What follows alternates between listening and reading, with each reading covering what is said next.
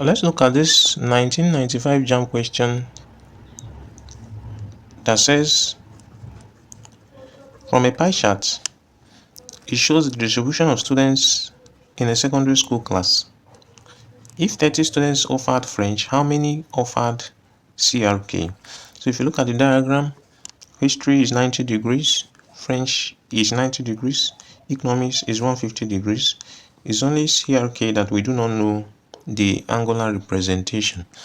So if 30 students offered French, we will use that French to get the total number of students that make up the chart. We know that to get a given number from angle, since the angular representation of French is 90 degrees, we take a fraction of the total angle, which is 90 over 360 of the total number of students. Let's say y is equal to the number of students that offer French, because 90 degrees represent French, which is given to us as 30 students. Okay, with this we can now calculate y, where y is equal to total students. Okay, 90 over 360 is 1 over 4 times y equals 30.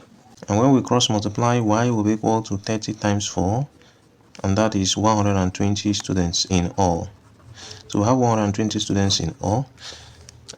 So with the total number of students here, we can now get how many students that offer CRK.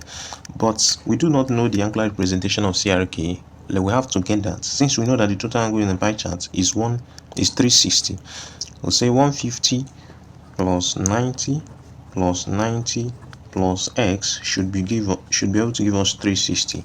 And if you sum these three numbers, we have 330 plus x is equal to 360. X therefore is equal to 360 minus 330.